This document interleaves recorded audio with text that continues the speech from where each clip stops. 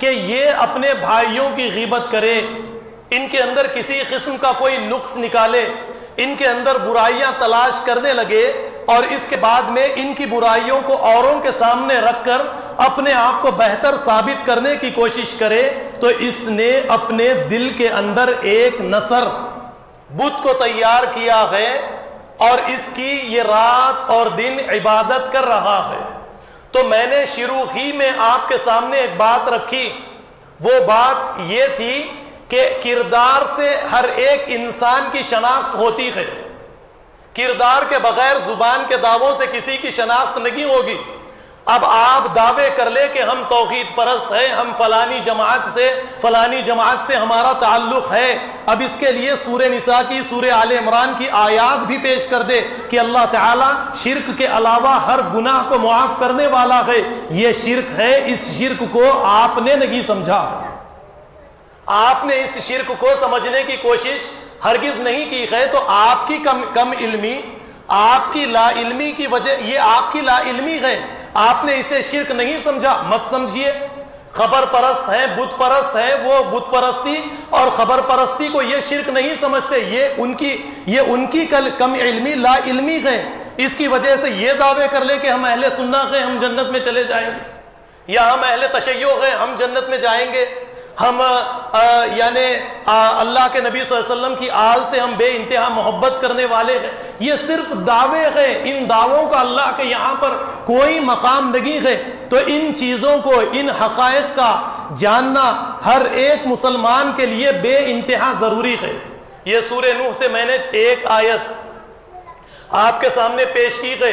اب اسی طریقے سے اگر آپ سورہ صافات کی طرف جائیں گے، سورہ صافات میں آپ کو ایک آیت ملے گی، وہاں پر جیسے ایک پیغمبر اپنی قوم سے کہتے ہیں اتعبدون بعلا، کیا تم بال کی عبادت کرتے ہو، اور عربی میں بال کہتے ہیں شوہر کو، تو ہو سکتا ہے انہوں نے ایک شوہر کی شکل میں، ایک کسی مرد کی شکل میں ایک بت تیار کر لیا ہو، اور یہ بات صحیح بھی ہے کہ پچھلے دور میں شوہر کو، جیسے ہمارے اپنے اس ملک میں بسنے والی ایک قوم جسے ہم ہندو قوم کے نام سے جانتے ہیں، کہ یہ شوہر کو خدا یا گاڈ یا بھگوان کا مقام اور مرتبہ بھی یہ دیتے ہیں، یا پچھلی قوموں میں یہ چیز چلی بھی آ رہی تھی۔ تو اسی طریقے سے دیکھیے یہاں پر جو پیغمبر کہتے ہیں اتعبدون بعلا، کیا تم بعل شوہر کی عبادت کرتے ہو، وَتَذَرُونَ أَحْسَنَ الْخَالِقِينَ، اور اس خالق جس نے یعنی یہ کائنات کی خلقت کی احسن طریقے سے، اچھے طریقے سے، اس اللہ کو، اس خالق کو تم چھوڑ دیتے ہو۔ تو یہاں پر اب آپ ذرا غور کیجئے کہ وہ عورت جو اللہ کے احکامات کے علاوہ شوہر کے احکامات پر عمل کرے، وہ احکام جو خدا کی شریعت کے خلاف رکھے، اللہ کے احکامات کے خلاف رکھے، جو دین پر عمل کرنے سے روکنے والا رکھے، اگر بیوی اس طرح شوہر کے احکامات پر عمل کرتی ہے تو وہ اپنے شوہر کا ایک بت بناتی ہے اور اسی کی پوجا کرتی ہے، تو یہ بھی مشرک ہے، یہ بھی شرک ہے، اس کو اللہ تعالیٰ معاف نہیں کرتے۔ یا سورہ نجم میں آپ اسی طریقے سے چلے جائیں گے تو اللہ تعالیٰ نے جیسے فرمایا افرأیتم اللات والعزی ومناۃ الثالثۃ الاخری، ایک بت ان کا لات تھا۔ یہ لات کیا ہے؟ کاش میں وہاں پر نہ جاتا تو میرا نقصان نہیں ہوتا، یہ لات کے معنی کاش کے ہے، میں ایسا نہیں کرتا، کاش یہ نہیں ہوتا، میں وہاں پر پیسے نہیں لگاتا، کاش میرا نقصان نہیں ہوتا۔ ماضی کی چیزوں کو لے کر کاش کے اندر اٹک جانا، یہ بھی بت پرستی ہے، یہ بت دل کے اندر پنپتا ہے، اور اس بت کو ہم نے آج تک نہیں توڑا۔ اور اس کے بعد میں عزا، یہ عزت سے بنا۔ اب جس طریقے سے انسان گاڑی کے اندر، قیمتی گاڑی کے اندر، قیمتی مکان کے اندر، قیمتی چیزوں کے اندر، مادی چیزوں کے اندر اپنی عزت تلاش کرتا ہے، جبکہ اللہ رب العالمین نے ان تمام چیزوں کے اندر کوئی عزت نہیں رکھی ہے۔ اب انسان اگر ان چیزوں کے اندر عزت کو تلاش کرتا ہے تو اس نے ایک عزا کے نام کا بت تیار کر لیا اور رات اور دن اس کی عبادت کرتا چلا جا رہا ہے۔ شروع میں نے آپ کے سامنے بات رکھی ہے کہ جذبات عقل کے تابع رکھے، عقل وحی کے تابع رکھے تو انسان کی رہنمائی ہوتی ہے۔ اگر جذبات عقل کے تابع رہنے کے بجائے یہ جذبات عقل کے اوپر غالب آ جائے تو اسی طریقے کی بت پرستی شروع ہو جاتی ہے۔ جس بت پرستی سے انسان توبہ نہیں کرتا وہ یہی سمجھتا ہے کہ میں تو توحید والا ہوں، میں تو خبروں کی پوجا نہیں کرتا، میں تو خبروں کو نہیں مانتا۔ اور خاص یہ چیز آج جماعت اہل الحدیث کے نوجوان اہل الحدیث کے گروہ کے ساتھ شامل ہو چکی ہے۔ کب کریں گے اس سے توبہ؟ کب اس چیز سے نکلیں گے؟ خاص انہی کے لیے آج کا یہ میرا آج کا خطبہ ہے خاص۔ اتنی گمراہی پھیلا دی جس کی وجہ سے خبر پرستی اور دوسری چیزیں یعنی کچھ چیزوں کو چھوڑ کر دوسری ساری چیزوں کے اندر شرک، ہر طرح کی خرابی آج جماعت اہل الحدیث کے افراد کے اندر داخل ہو چکی ہے۔ یہ ہماری اپنی غلطی تھی، اور میں ہمیشہ تو کہتے رہتا ہوں میں تو کسی سے ڈرتا نہیں، مجھے اس بات کی کبھی پرواہ ہی نہیں رہتی کہ میں حق بات کہنے سے ڈروں اور جھجکوں یہ بات کہنے سے۔ خاص کر انہی لوگوں کے لیے میں نے آج کا یہ موضوع تیار کیا تاکہ ان کے کردار کے اندر تبدیلی آئے، ان کے اخلاق کے اندر تبدیلی آئے، وہ اپنے آپ کو یہ خبر پرستی وغیرہ وغیرہ سے نکال کر کچھ اپنے آپ کو اونچے مقام پر تو کھڑا کرے۔ حضرت ابراہیم علیہ السلام نے بتوں کو توڑنے سے پہلے اللہ رب العالمین فرماتے ہیں کہ ان کے سامنے سورج، چاند، ستارے، کائنات کی ساری یہ چیزیں کھلونا بن کر ان کے سامنے یا خالق بن کر ان کے سامنے یا نمائش بن کر ان کے سامنے آئی۔ حضرت ابراہیم نے ان ساری چیزوں کو دیکھا، فلما افلا لا احب الافلین، کہنے لگے کہ غروب ہونے والی چیزوں سے میں محبت ہرگز نہیں کر سکتا، ان کے اندر نفع اور نقصان دینے والی کوئی چیزیں نہیں ہے۔ اور اس کے بعد میں اپنے والد اور قوم کو سمجھانے کے لیے آگے گئے اور کہا اذ قال لأبیہ وقومہ ما هذه التماثیل التي انتم لها عاکفون، اے میرے والد یہ تماثیل، یہ مورتیاں، یہ تصویریں کیا ہے جن کے مجاور بن کر رات اور دن تم بیٹھ چکے ہو۔ حضرت ابراہیم علیہ السلام پہلے ان کے دلوں کے اندر جو بت ہے ان بتوں کو توڑنا چاہتے تھے۔ جب یہ دل کے اندر کے بت ٹوٹ جاتے ہیں تو باہر کے فزیکلی جو بت ہاتھوں سے تراشے جاتے ہیں یہ بت خود بخود ٹوٹتے چلے جاتے ہیں۔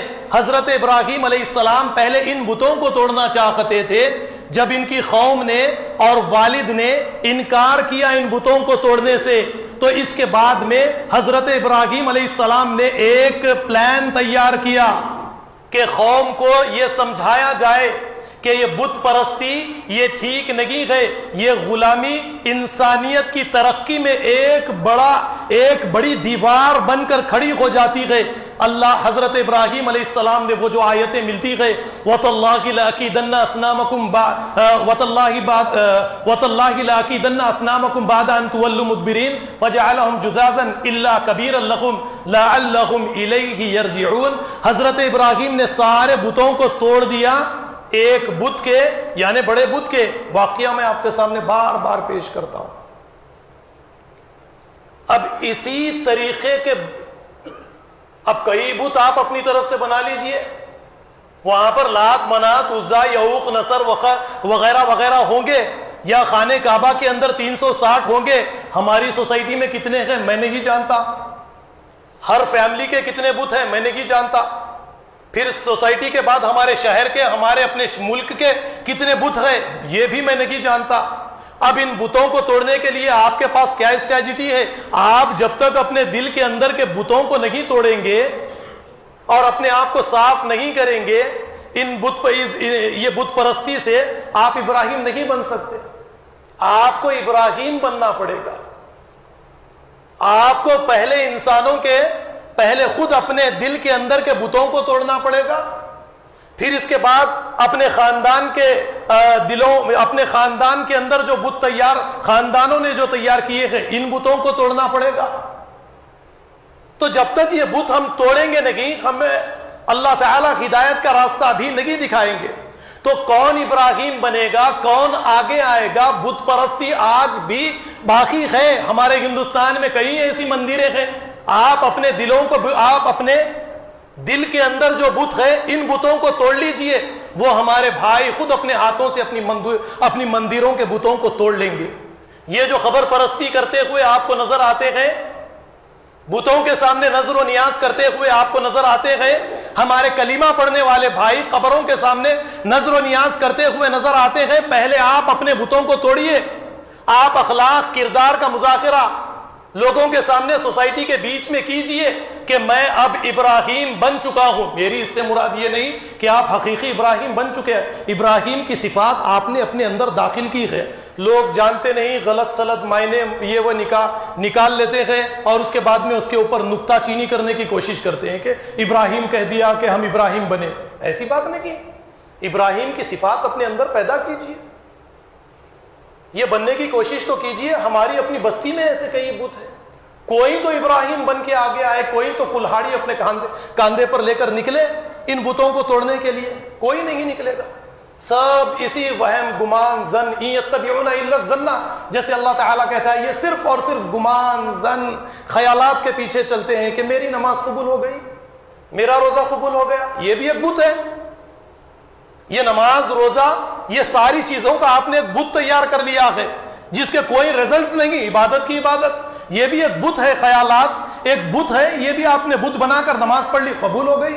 روزہ رکھ لیا، قبول ہو گیا. حج کر لیا، قبول ہو گیا. کردار کیا ہے، اخلاق کیا ہے، معاملت داری کیا ہے، افعال کیا ہے، لوگوں کے ساتھ لین دین کیا ہے، یہ ساری چیزوں میں آپ 100% ہے یا نہیں ہے، یہ ساری چیزیں کہاں پر جائے گی؟ کیسے توحید پرست بن گئے؟ کس نے آپ کو سرٹیفکیٹ دے دیا توحید پرست کا کہ آپ توحید پرست بن گئے؟ آپ کے لیے جنت پکی ہو گئی، جہنم کی آگ سے آپ کو آزاد کر دیا گیا دنیا کے اندر. کس نے یہ منادی لگا دیا آپ کے سامنے آ کر؟ کس نے آپ کو یہ بتا دیا؟ کس نے آپ کے کان میں یہ اذان کہہ دی کہ یہ جنت ونت یہ ساری چیزیں آپ کے لیے ہو گئی؟ قرآن کا صحیح مطالعہ کیجیے. جب تک قرآن کا مطالعہ نہیں کریں گے حقائق ہمارے سامنے نہیں آ سکتے. بنیے ابراہیم، لیجئے کلہاڑا اور توڑیے پہلے اپنے دل کے اندر جو بت ہے. یہ بت خانہ جو دل کو بنا رکھا ہے، یہ بت خانے کے بت جب گریں گے آپ کے اخلاق بنیں گے، آپ کے کردار میں تبدیلی آئے گی. اور روزانہ اخلاق اور کردار سے اپنی شخصیت کو ناپیے. اخلاق اور کردار میں بہتری آ رہی ہے، آپ توحید پرست ہے، جنت کے راستے کی طرف جا رہے ہیں. روزانہ غیبت کر رہے ہیں، جھوٹ بول رہے ہیں، غلط کاروبار ہے، لین دین ٹھیک نہیں ہے، آپ جہنم کے راستے کی طرف جا رہے ہیں. اور آپ بت پرستی میں ملوث اور آپ مشرک ہے.